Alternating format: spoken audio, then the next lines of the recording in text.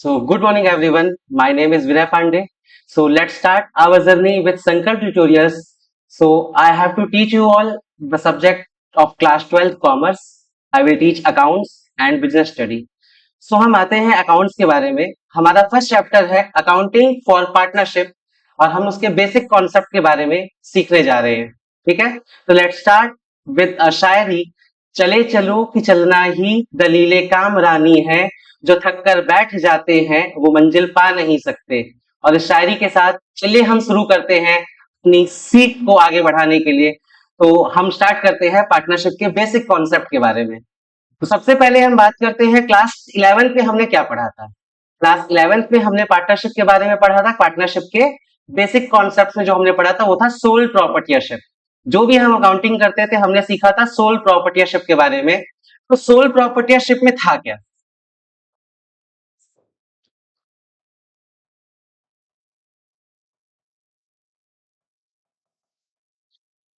Soul प्रॉपर्टीयरशिप मतलब एकाकी व्यापार.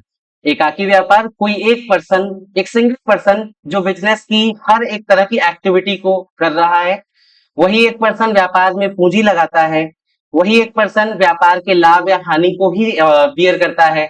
उसके अलावा जो भी एक्टिविटीज होती है मैनेजमेंट पे अनलिमिटेड लाइबिलिटी के साथ वो एक सिंगल पर्सन व्यापार की सभी एक्टिविटी को पार्टिसिपेट करता है, सभी रिस्क को बियर करता है, सभी गेन्स को अचीव करता है. तो ऐसा क्या हुआ होगा जिससे पार्टनरशिप की नीड पड़ी होगी. तो सबसे आसान शब्दों में, अगर कोई एक पार्टनर को सामने जो लिमिटेशंस थी सोल प्रॉपर्टीयरशिप में, किसी भी व्यवसायी के सामने जो लिमिटेशंस थी उस लिमिटेशंस को दूर करने के लिए ही पार्टनरशिप का जन्म हुआ है. तो सबसे पहले लिमिटेशंस क्या रही होंगी. तो सबसे फर्स्ट लिमिटेशन किसी भी पार्टनर सोल प्रॉपर्टीयरशिप के सामने थी, वो थी कैपिटल की, जिसे हम बोलते हैं हिंदी में पूंजी. पूंजी क्या है. वो सारा धन, वो सारी संपत्ति जो व्यापार को स्टार्ट करने के लिए, व्यापार को चलाने में, व्यापार के संचालन में हम यूज करते हैं. चाहे कैश हो, हमारा बैंक बैलेंस हो, हमारी machinery, furniture, everything, everything that involves to run a business, that's a capital. So सारी चीजें जो व्यापार में हम प्रयोग करते हैं व्यापार के संचालन में, वो हमारी कहलाती है पूंजी. पूंजी के बाद दूसरी क्या नीड रही होगी जिससे कि हमारे सोल प्रॉपर्टीशिप में जिससे हम पार्टनरशिप का जन्म हुआ. सेकंड थी लिमिटेड स्किल. कोई एक सिंगल पर्सन, उसकी जो स्किल होती है वो लिमिटेड है. वो व्यापार को, अपने बिजनेस को ग्रोथ करना चाहता है. इसके लिए उसे स्किल की रिक्वायरमेंट है, जिसके लिए वो किसी और शख्स को जरूरत से पड़ सकती है. तो इसकी हमारी क्या प्रॉब्लम दूसरी रही होगी. Limited skill.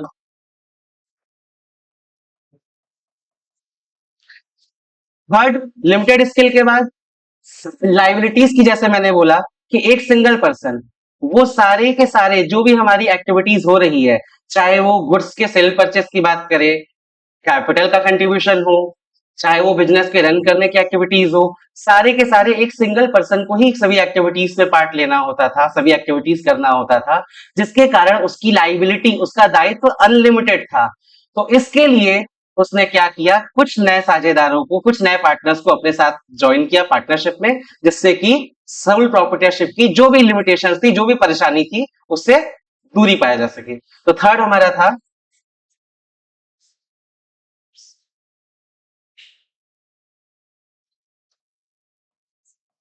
Unlimited liability. सो ये सारी जो परेशानी हमारी सोल प्रॉपर्टीशिप फेस करते थे, जिसके लिए पार्टनरशिप का जन्म हुआ. अब हम आते हैं पार्टनरशिप है क्या, what is partnership. So partnership के बारे में डिस्कस करने के लिए हम जानते हैं पार्टनरशिप क्या है. तो इससे पहले एक सिंपल डेफिनेशन लिखता हूं पार्टनरशिप की. उस डेफिनेशन को हम एक्सप्लेन करके बताते हैं कि पार्टनरशिप क्या है.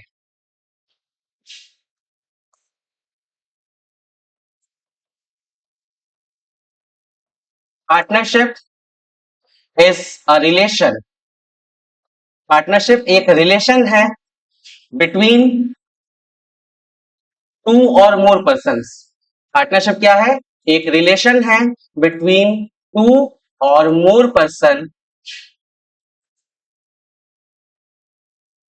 ऐसा रिलेशन किस लिए ये रिलेशन में आते हैं, to share future profit and loss. व्यापार में जो भी भविष्य में प्रॉफिट होगा, जो लॉस होगा, उसे शेयर करने के लिए। Partnership is a relation between two or more person to share future profit and loss.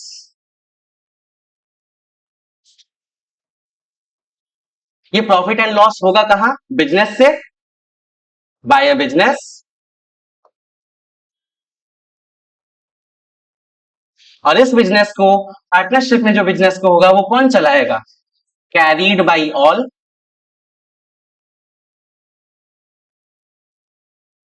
और any of them acting for all.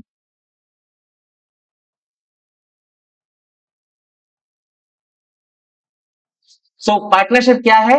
Partnership is a relation between two or more person, दो या दो से ज्यादा लोगों के बीच में एक रिलेशन है, एक संबंध है। कैसा संबंध? किस लिए संबंध है? To share future profit and loss, व्यापार की जो भी भविष्य में प्रॉफिट होगी, लॉस होगी, उसको शेयर करने के लिए। और उस व्यापार के संचालन में कौन रहेगा उत्तरदायी? कैरीड बाई ऑल, उस व्यापार को कौन चलाएगा? सभी मिलकर, सभी पार्टनर्स मिलकर, या any one acting for all, कोई एक जो सभी के लिए एक्ट करे। ठीक है, तो अगर इससे हम डेफिनेशन को देखें, तो इस डेफिनेशन को हम कुछ पार्ट में डिवाइड कर सकते हैं। वो जो पार्ट्स हैं वो हमारे हैं फीचर्स ऑफ पार्टनरशिप। पार्टनरशिप के वो फीचर है। जैसे सबसे पहला हमारा था relation between two or more person. Partnership क्या है? दो या दो से ज्यादा व्यक्तियों के बीच में एक संबंध है। ठीक है, कैसा संबंध है, किसलिए संबंध है? तो share future profit and loss, future में, भविष्य में होने वाले प्रॉफिट और लॉस को शेयर करने के लिए एक संबंध है। किस चीज से वो शेयर करेंगे? किस प्रॉफिट एंड लॉस की बात हो रही है? जो बिजनेस में हो रहा है, किस तरह का बिजनेस होना चाहिए उसका हम जिक्र करेंगे। और उसके बाद हमें जानना है कि carried by all or any of them acting for all. ये हमारे कुछ पॉइंट्स जिन्हें मैंने अंडरलाइन किया है, ये सभी पॉइंट्स हमारे पार्टनरशिप के फीचर हैं। बिना इन पॉइंट्स के हम पार्टनरशिप को नहीं जान सकते। तो हम आगे पढ़ते हैं पार्टनरशिप के फीचर्स के बारे में। नेक्स्ट टॉपिक हमारा है फीचर्स ऑफ पार्टनरशिप।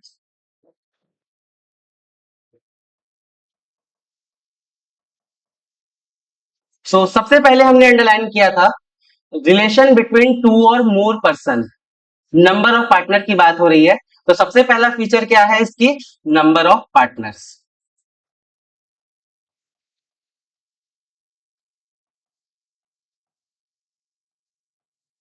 तो एक पार्टनरशिप में कितने नंबर ऑफ पार्टनर्स होने चाहिए? तो मिनिमम हमारे, कम से कम पार्टनर जो रिक्वायरमेंट है पार्टनरशिप के लिए, वो हमारे होंगे टू, और मैक्सिमम नंबर ऑफ पार्टनर हमारे हैं 50।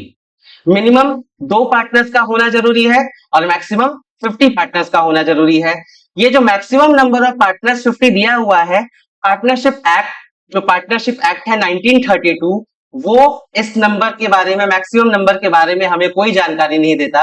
लेकिन कंपनी एक्ट 2013, कंपनी एक्ट में अमेंडमेंट हुआ, फिर 2013 का जो आया था, उसमें दिया है कि मैक्सिमम नंबर ऑफ पार्टनर्स हमारे एक पार्टनरशिप के फर्म में हो सकते हैं, वो होते हैं 20। तो मिनिमम दो लोग होंगे, मैक्सिमम 50 लोग होंगे। सेकंड पॉइंट मैंने बताया क्या है? ये रिलेशन है between two or more person to share future profit and loss. तो हमारा नेक्स्ट क्या है? शेयरिंग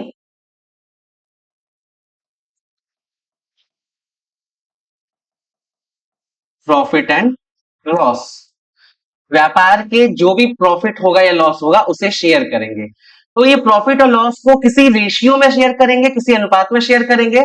जो भी व्यापार में प्रॉफिट हो रही है, जैसे हम पहले पढ़े हैं क्लास 11th में कि हम जब फाइनल अकाउंट बनाते थे, वहां पर जो भी व्यापार की नेट प्रॉफिट हुआ करती थी, उस नेट प्रॉफिट को हम ट्रांसफर कर देते थे सोल प्रॉपर्टी के कैपिटल अकाउंट में।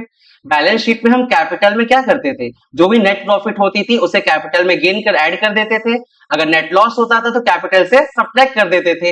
यहां पर जो भी प्रॉफिट होगी उसे हम पार्टनर्स के बीच में बांट देंगे, डिस्ट्रीब्यूट कर देंगे। ठीक है, और वो प्रॉफिट किस रेशियो में जाएगा? वो रेशियो हमारे डिटरमाइन किया जाता है, निश्चित किया जाता है पार्टनर्स के साथ। पार्टनरशिप क्या है? एक एग्रीमेंट है। ठीक है, ये एग्रीमेंट कैसा होता है? ये ओरल भी हो सकता है, और रिटर्न भी हो सकता है। प्रॉफिट एंड लॉस या शेयरिंग रेशियो का जिक्र होता है पार्टनरशिप डीड में, जिसके बारे में हम आगे बताएंगे। नेक्स्ट हमारा क्या था, इज अ बिजनेस। क्या फीचर है पार्टनरशिप का, एक बिजनेस होना चाहिए। कैसा बिजनेस, लीगल होना चाहिए। वो बिजनेस लीगल होना चाहिए, वैधानिक होना चाहिए, कानून के द्वारा, लॉ के द्वारा उसे वैधानिकता मिलनी चाहिए। इलीगल व्यापार अगर कुछ लोग मिलकर करते हैं तो वो पार्टनरशिप नहीं कहलाएगा। तो पार्टनरशिप के लिए नंबर ऑफ पार्टनर्स कम से कम दो, मिनिमम टू मैक्सिमम 50 होने चाहिए। Profit sharing ratio partner decide करते हैं। अगर प्रॉफिट शेयरिंग रेशियो डिसाइड नहीं किया गया है तो उसके बारे में हम अभी आगे बताएंगे किस रेशियो में बांटा जाता है।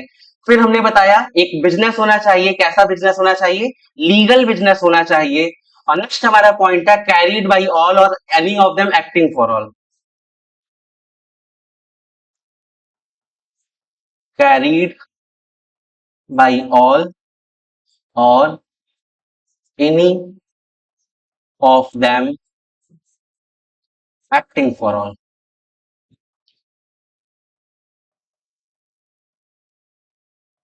तो ये जो पार्टनरशिप बिजनेस है उसे सभी पार्टनर्स मिलकर चलाएंगे, या हो सकता है सभी पार्टनर्स ने कंट्रीब्यूशन अपना कैपिटल के रूप में किया है, कोई एक पार्टनर उसे लीगल तरीके से सभी की परमिशन के साथ सभी के डिसीजंस को लेकर खुद चलाए। इसलिए हमारा प्लस पॉइंट है carried by all or any of them acting for all.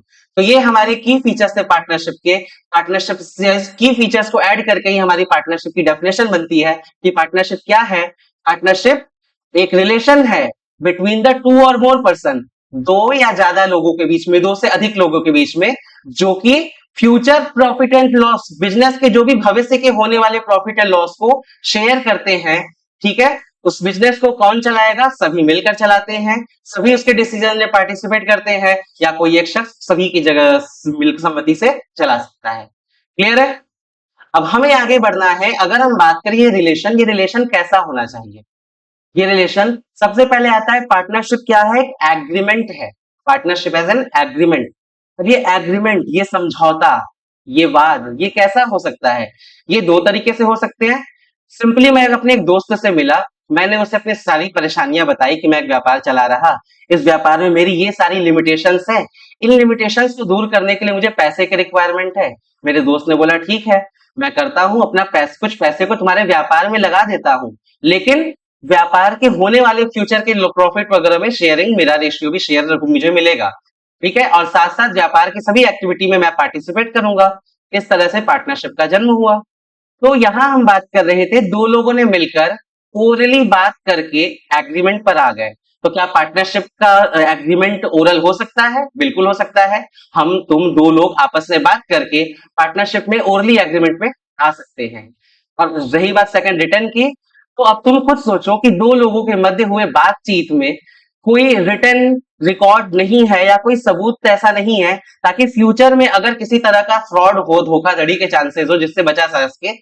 इस फ्रॉड से बचने के लिए पार्टनरशिप को रिटर्न रिकॉर्ड रखना होता है।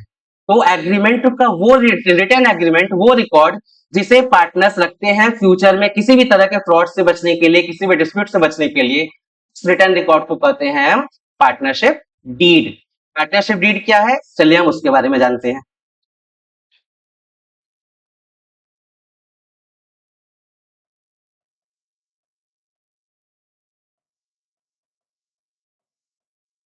पार्टनरशिप डीड, जिसे हम हिंदी में बोलते हैं साझेदारी संलेख।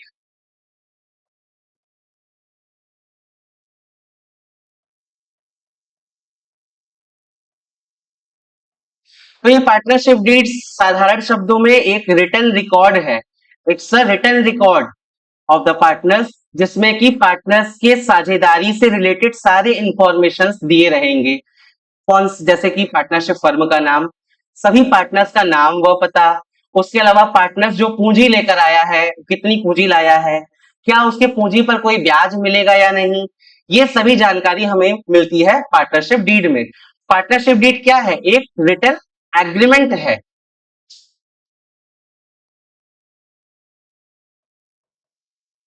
Partnership deed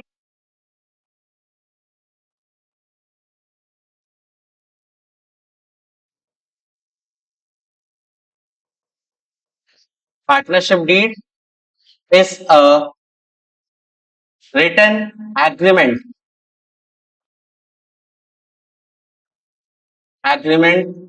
between partners.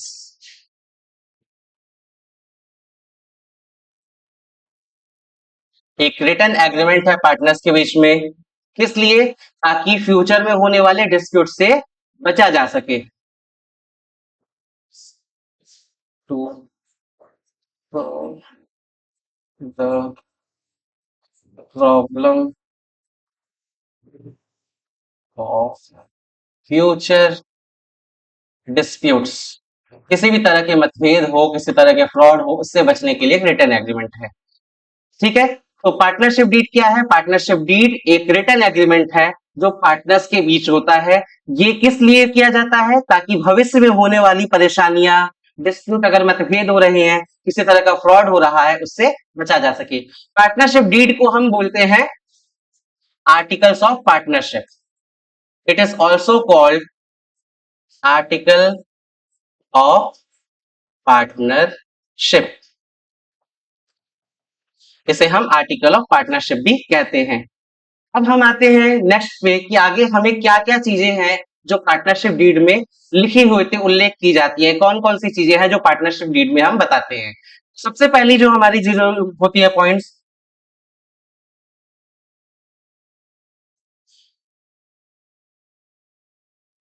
So first point है जो पार्टनरशिप डीड में होती है, वो होती है name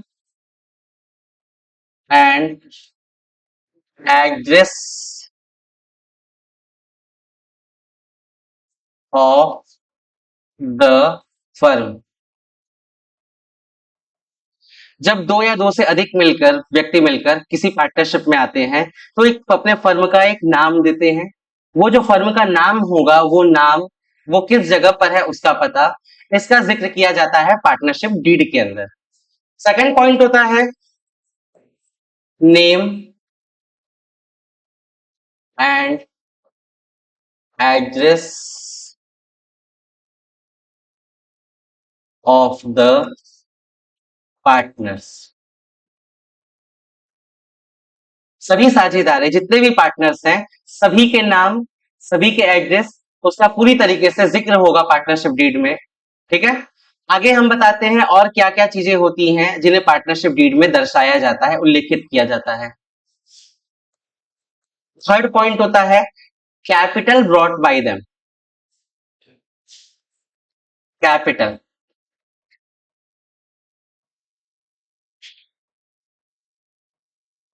brought by partners.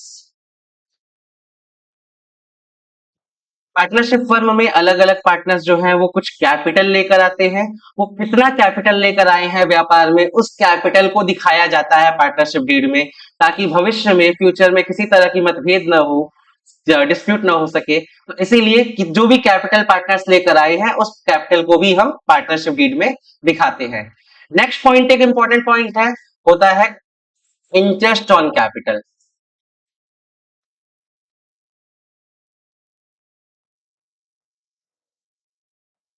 Interest on capital, जो भी पार्टनर्स कैपिटल लाया है, हो सकता है वो उस कैपिटल पर किसी न किसी इंटरेस्ट की डिमांड करे।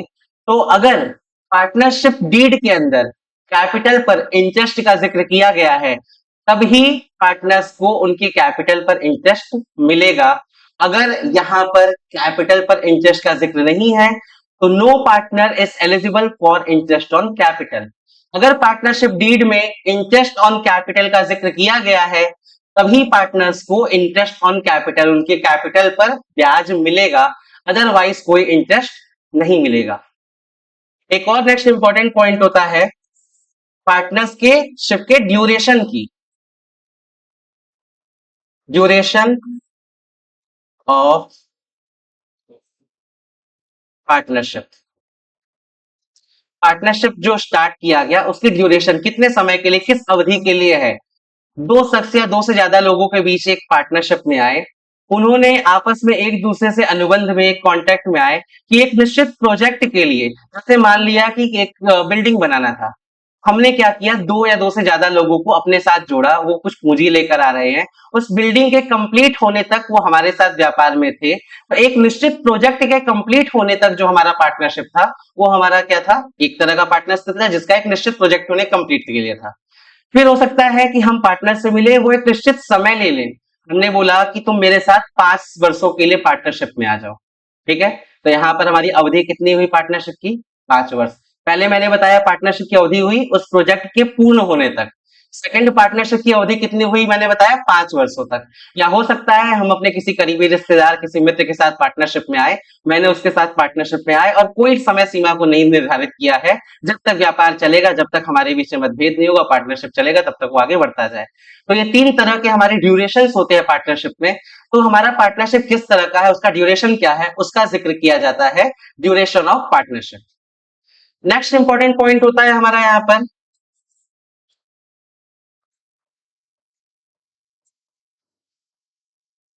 Interest on loan. अब इंटरेस्ट ऑन लोन क्या है, अगर कभी क्या होता है व्यापार में पैसे की कमी पड़े, अगर हम बैंक से लोन ले रहे हैं तो हमें क्या पे करना होगा, उसके बदले इंटरेस्ट पे करना होगा। तो किसी साझेदार ने बोला कि ठीक है, मैं अपने पास से फर्म को, पार्टनरशिप को एक लोन प्रोवाइड कर रहा, तो वो पार्टनर भी लोन के लिए एलिजिबल है। तो जो भी पार्टनर्स के लोन पर जो इंटरेस्ट पे करना है, उसका परसेंटेज जिक्र किया जाएगा पार्टनरशिप डीड के अंदर। तो पार्टनरशिप डीड में बताया जाएगा कि इस पार्टनर्स के लोन पे हमें कितना परसेंट रेट ऑफ इंटरेस्ट देना है।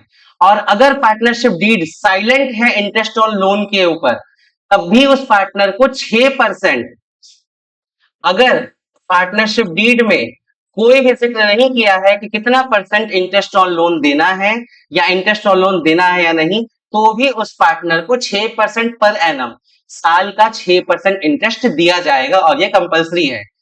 अगर कोई और रेशियो है पार्टनरशिप डीड में मेंशन है, या सभी पार्टनर राजी हैं, तब हम उस रेशियो को पार्टनर्स के लोन पर दे सकते हैं, जैसे 10%, 15%, 20%। वो मैटर करता है अगर हमारे पार्टनरशिप डीड में उसके बारे में दिया है। तो अगर कोई जिक्र नहीं है, तब हम कम से कम 6% per annum interest partnership partners के इसको लोन पर देंगे। नेक्स्ट पॉइंट हमारा होता है सैलरी टू अ पार्टनर।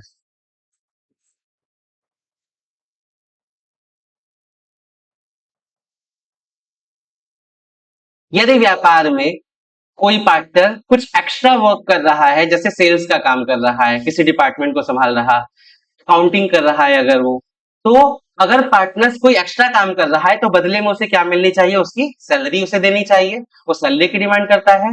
अगर पार्टनरशिप डीड में सैलरी का जिक्र है, तब ही वो सैलरी उस पार्टनर को दी जाएगी, अदरवाइज कोई सैलरी उस पार्टनर को नहीं दिया जाएगा। तो सैलरी का जिक्र होने पर उस पार्टनर्स को सैलरी, कमीशन या जो भी होता है वो हम दे सकते हैं। नेक्स्ट हमारा होता है point accountability.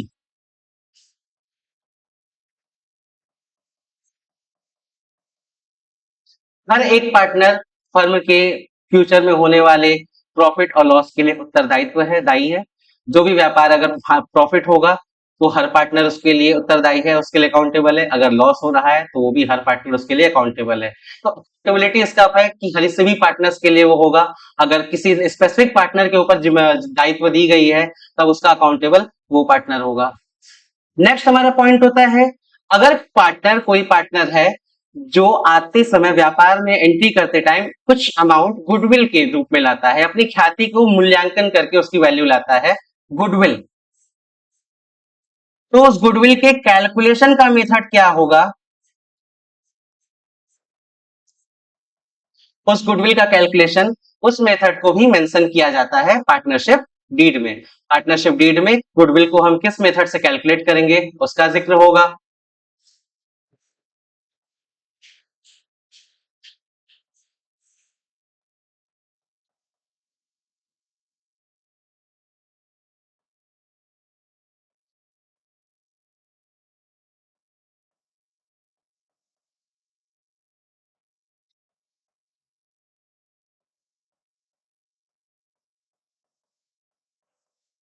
Decision making. Partnership के सभी डिसीजन मेकिंग जो भी निर्णय होंगे वो सभी पार्टनर्स मिलकर लेंगे। अगर कोई पार्टनर के बारे में जिक्र किया गया है डिसीजन मेकिंग का तो वो स्पेसिफिकली करेगा, अदरवाइज सभी पार्टनर्स को पार्टनरशिप के डिसीजंस को लेने का हक है।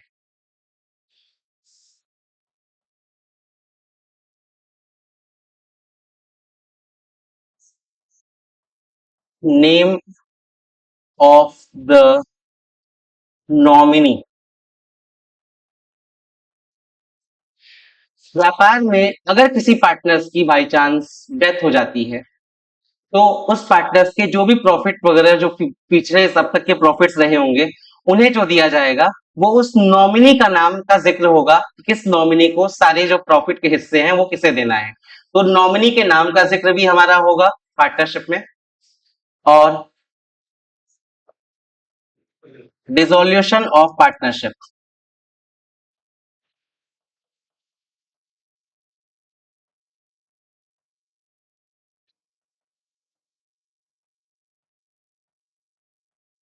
पार्टनरशिप के डिसोल्यूशन मतलब समापन की बात हो रही है। पार्टनरशिप को अगर खत्म करना है किसी मतभेद के कारण से, किसी एक पार्टनर के पागल हो जाने के कारण से, या इंसॉल्वेंट हो जाने के कारण से, दिवालिया घोषित हो जाने के कारण से, या किसी भी साझेदार की मृत्यु हो जाने पर पार्टनरशिप का समापन होगा, तो उस समापन के मेथड का भी जिक्र होगा पार्टनरशिप डीड में। तो ये कुछ इंपॉर्टेंट पॉइंट्स थे जिन्हें हमने पढ़ा कि इन पॉइंट्स का जिक्र हमारे पार्टनरशिप डीड में होता है। इसके अलावा भी कई पॉइंट्स होते हैं जिसे हम आगे स्टडी में चलते हुए बताएंगे। तो अगर पार्टनरशिप डीड में ये सारे पॉइंट्स दिए होते हैं ताकि भविष्य में पार्टनर्स के बीच में किसी भी तरह की कोई डिस्प्यूट ना हो, मतभेद ना हो और व्यापार स्मूथली अच्छे तरीके से चल सके। अब हम जानते हैं कुछ ऐसे पॉइंट्स में जो पार्टनरशिप डीड में अगर साइलेंट है तो उनके लिए हम क्या करेंगे।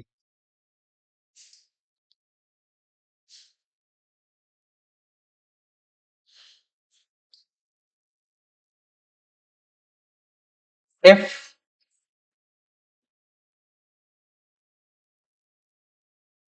पार्टनरशिप डीड इज साइलेंट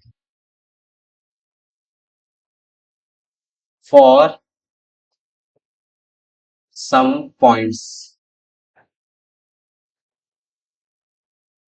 इससे पहले पार्टनरशिप डीड में बताते हुए मैंने इसका जिक्र किया है, पर अलग से कुछ पॉइंट्स को देखते हैं कि अगर पार्टनरशिप डीड में इन पॉइंट्स का जिक्र नहीं किया गया है, ये पॉइंट साइलेंट है, तब हम वहां पर क्या रूल एप्लीकेबल करेंगे। तो ये उन रूल्स के बारे में हमें जानना है। जैसे सबसे पहले हमारा है इंटरेस्ट ऑन कैपिटल।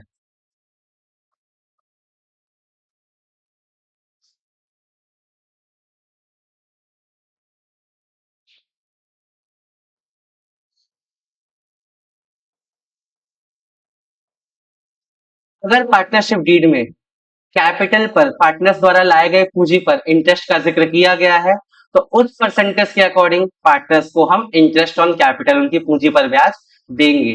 लेकिन अगर पार्टनरशिप में interest on capital partnership deed में रजिस्टर्ड नहीं है, इसका जिक्र नहीं किया गया है, तो किसी भी पार्टनर को कोई भी पूंजी पर ब्याज नहीं मिलेगा। तो हमारा होगा no interest on capital.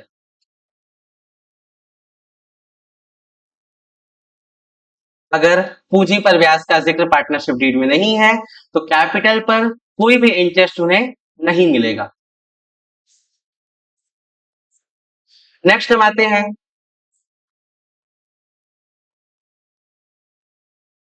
Interest on loan.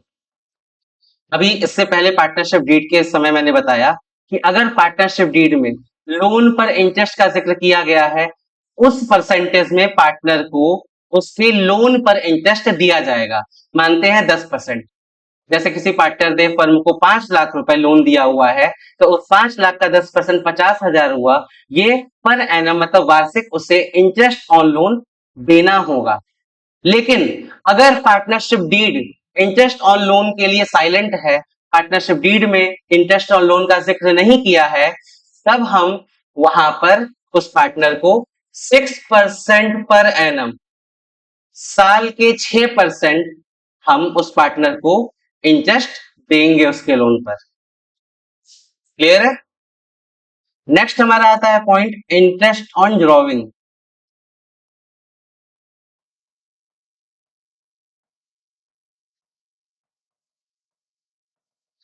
Drawing क्या होता है? पर्सनल यूज के लिए व्यापार से पैसे या कुछ सामान को निकालना खुद के यूज के लिए बिजनेस से, तो वो व्यापार के लिए उसे ड्राइंग करते हैं। अपनी पर्सनल यूज करने के लिए व्यापार से अगर हमने पैसे निकाले, गुड्स को निकाला, वो ड्राइंग है। उस ड्राइंग पर भी कुछ इंटरेस्ट हमें देना है। अगर पार्टनरशिप डीड पे इसका जिक्र किया गया है इंटरेस्ट ऑन ड्राइंग का, तो उस परसेंटेज के हिसाब से ड्राइंग पर भी इंटरेस्ट चार्ज किया जाएगा पार्टनर से। लेकिन अगर पार्टनरशिप डीड साइलेंट है इंटरेस्ट ऑन ड्राइंग के लिए, तो कोई भी इंटरेस्ट पार्टनर से नहीं लिया जाएगा। Means no interest on drawing. अगर partnership deed interest on drawing के लिए साइलेंट है, तब उनसे कोई भी हम ड्राइंग पर इंटरेस्ट नहीं लेंगे। नेक्स्ट हमारा आता है सैलरी टू अ पार्टनर।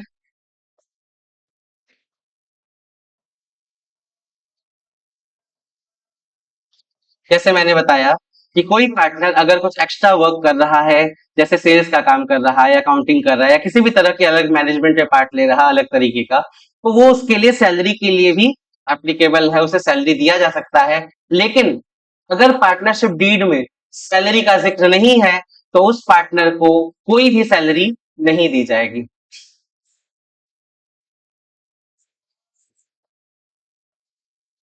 तो ये कुछ पॉइंट्स थे। अगर पार्टनरशिप डीड इन पॉइंट्स के लिए साइलेंट होता है, पार्टनर को ये चीजें नहीं दी जाएंगी। अगर इंटरेस्ट ऑन कैपिटल का जिक्र नहीं है पार्टनरशिप डीड में, तो कोई भी इंटरेस्ट उनके कैपिटल पर नहीं दिया जाएगा। लेकिन अगर इंटरेस्ट ऑन लोन का जिक्र नहीं है, तो भी पार्टनर को 6% पर एनम, साल के 6% इंटरेस्ट ऑन लोन देना ही होगा। ठीक है। नेक्स्ट हमारा आता है इंटरेस्ट ऑन ड्रॉइंग। अगर पार्टनर ने फर्म से ड्रॉइंग की है, अगर उसके इंटरेस्ट ऑन रेट, अगर इंटरेस्ट रेट का जिक्र किया गया है पार्टनरशिप डीड में, तभी उस पार्टनर से इंटरेस्ट ऑन ड्रॉइंग लगाया जाएगा।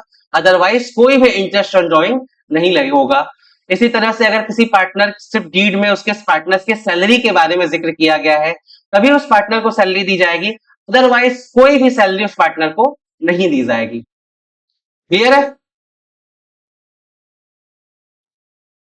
अब हम आगे जानते हैं पार्टनरशिप में हम कौन कौन से अकाउंट्स मेंटेन करते हैं, कौन कौन से अकाउंट्स हमारे पार्टनरशिप में मेंटेन होते हैं, उसके बारे में जानते हैं। जैसे मैंने बताया कि पार्टनरशिप का जन्म ही हुआ था सोल प्रॉपर्टीशिप के बाद।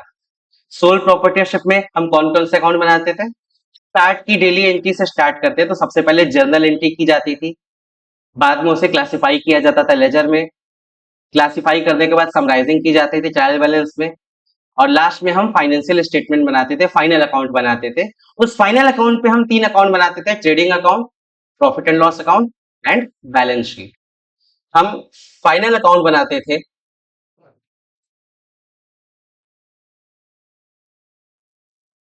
इस फाइनल अकाउंट पे हम बनाते हैं trading account,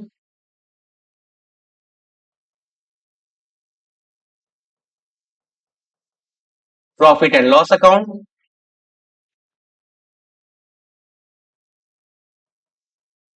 and balance sheet. ये हमारी एंट्री हुआ करती थी सोल प्रोप्राइटरशिप में। लेकिन जब हम पार्टनरशिप में आते हैं, जैसे मैंने बताया था कि सोल प्रोप्राइटरशिप का जो भी नेट प्रॉफिट या नेट लॉस होता था, अब ये नेट प्रॉफिट और नेट लॉस हमें कहां से पता चलता है?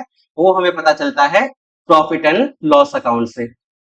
हमने ट्रेडिंग अकाउंट से ग्रॉस प्रॉफिट या ग्रॉस लॉस पता किया, उस ग्रॉस प्रॉफिट में अलग अलग तरह के इनडायरेक्ट एक्सपेंसेस किए, कुछ इनडायरेक्ट इनकम गेन की, उसके बाद जो प्रॉफिट हमारी बची वो हमारी थी नेट प्रॉफिट। Net profit. अब इस नेट प्रॉफिट को अगर सोल प्रॉपर्टीशिप होता, तो इस नेट प्रॉफिट को सिंपली हम कैपिटल में ऐड कर देते। लेकिन अगर ये पार्टनरशिप फर्म है, तो इस नेट प्रॉफिट में से और जो भी एक्सपेंसेस हो रहे हैं फर्म के, जैसे कि किसी पार्टनर को सैलरी दी जा रही है, तो वो इसमें से ही माइनस किया जाएगा, डिडक्ट किया जाएगा। किसी पार्टनर से इंटरेस्ट ऑन ड्रॉइंग मिल रहा है, तो वो इसमें ऐड किया जाएगा। किसी पार्टनर को अगर कैपिटल पर इंटरेस्ट दिया जा रहा है, वो भी इस प्रॉफिट का ही हिस्सा होगा। पार्टनर को जो भी चीजें दी जा रही है, चाहे वो सैलरी हो, चाहे वो इंटरेस्ट ऑन कैपिटल हो, वो सभी पार्टनर्स में ही शेयर की जा रही है। वो सब कुछ हम नेट प्रॉफिट में से ही बांटते हैं। इसलिए इस नेट प्रॉफिट को ट्रांसफर करने के लिए एक नया अकाउंट बनाया जाता है पार्टनरशिप में, जो इस प्रॉफिट एंड लॉस अकाउंट का ही पार्ट होता है। इसे हम बोलते हैं profit and loss appropriation account.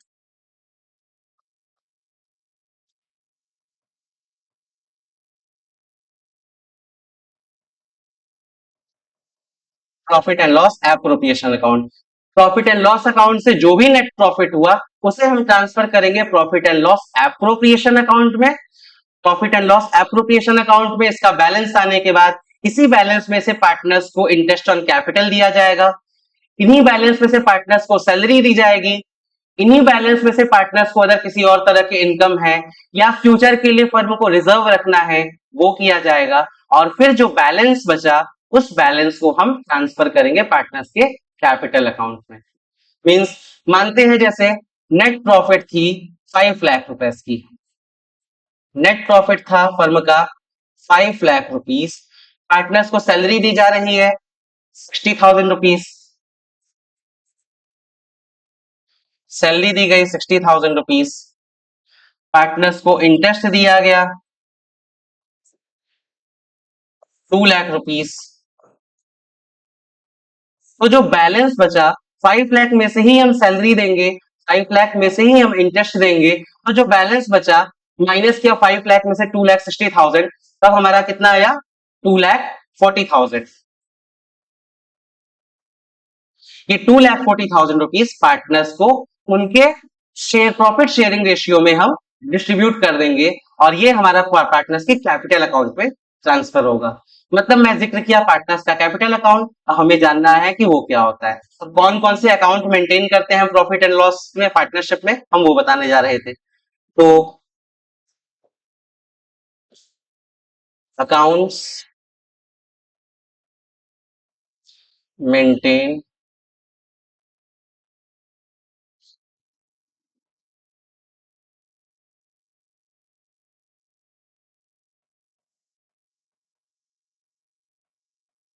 In partnership.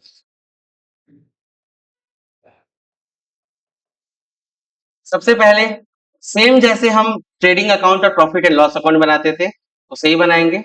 Next हमारा होता है profit and loss appropriation account.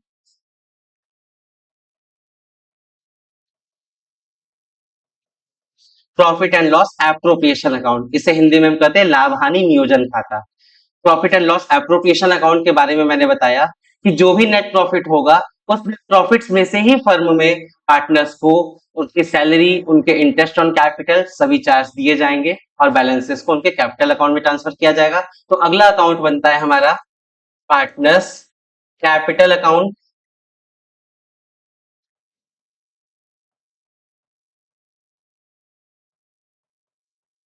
और थर्ड एक अकाउंट उनका बनता है हमारा करेंट अकाउंट, पार्टनर्स के करंट अकाउंट को। और पार्टनर्स कैपिटल अकाउंट और करंट अकाउंट का क्यों बनता है, कब बनता है, उसके बारे में हम आगे की क्लासेस में जिक्र करेंगे। अभी हम बताते हैं partners profit and loss appropriation account, इसका फॉर्मेट क्या होता है, इसके अंदर कौन कौन सी एंट्रीज हमारी आती हैं उनके बारे में। तो स्टार्ट करते हैं partners profit and loss appropriation account से।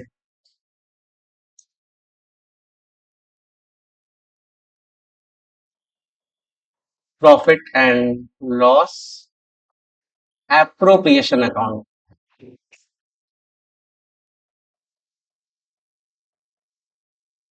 ये profit and loss appropriation account हमारा एक नॉमिनल अकाउंट है। नॉमिनल अकाउंट जिसका रूल होता है all the expenses and loss are debit and all income and profit are credit. व्यापार में हो रहे जो भी एक्सपेंसेस हो रहे हैं, जो भी लॉस हो रहे हैं, उन्हें हम डेबिट करेंगे, और जो भी इनकम हो रही है, जो प्रॉफिट है, उन्हें हम क्रेडिट करेंगे। तो ये एक नॉमिनल अकाउंट है, तो इसमें सारे रूल्स हमारे नॉमिनल अकाउंट के ही फॉलो किए जाएंगे। तो इसका हमारा फॉर्मेट होता है पर्टिकुलर्स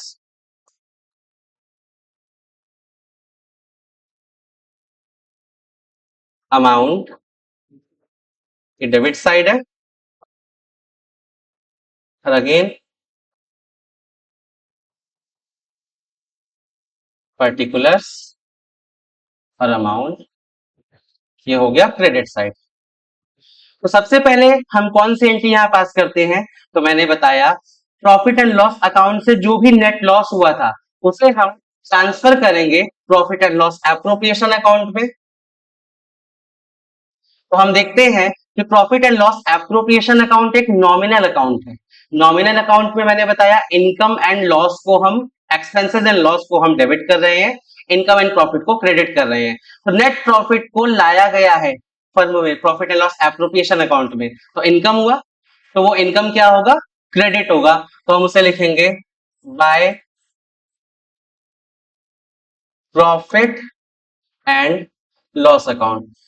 जो भी नेट प्रॉफिट हुआ होगा उसे हम ट्रांसफर करेंगे profit and loss appropriation account में और उसकी एंट्री हम करेंगे by profit and loss account. अब आते हैं, अगर किसी पार्टनर को फर्म कोई सैलरी दे रहा है तो उस पार्टनर को सैलरी इसके अकॉर्डिंग क्या हुआ, एक्सपेंसेस है, एक्सपेंसेस को हम क्या करते हैं, डेबिट करते हैं। तो profit and loss appropriation account पे वो एक्सपेंसेस डेबिट होगा। तो लिखेंगे टू सैलरी। लेट ए और बी टू पार्टनर्स है, दोनों को सैलरी दी जा रही है, तो दोनों की सैलरी को ऐड करके हम इधर दिखा देंगे।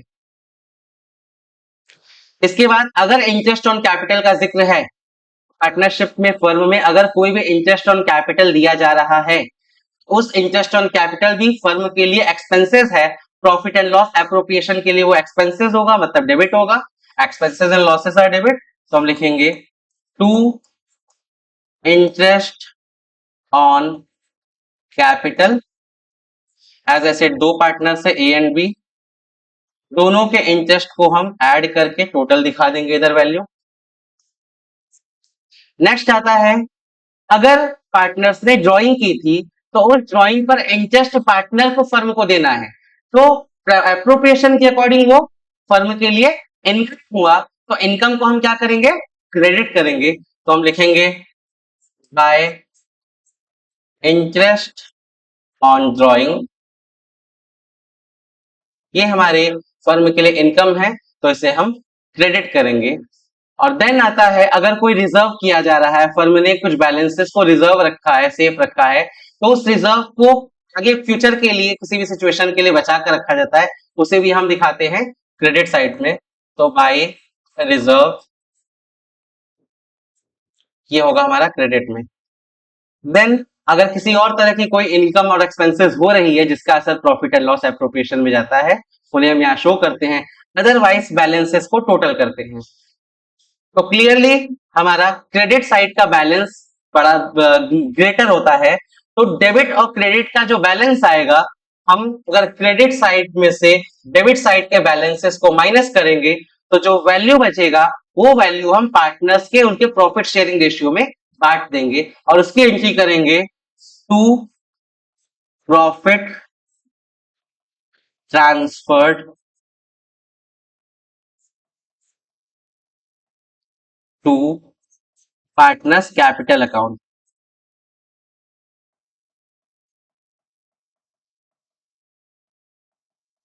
जो भी प्रॉफिट हुआ था उसे पार्टनर्स के कैपिटल अकाउंट में हम बांटकर शो करेंगे और इस तरह से प्रॉफिट एंड लॉस एप्रोप्रिएशन का डेबिट बैलेंस और क्रेडिट बैलेंस इक्वल होगा।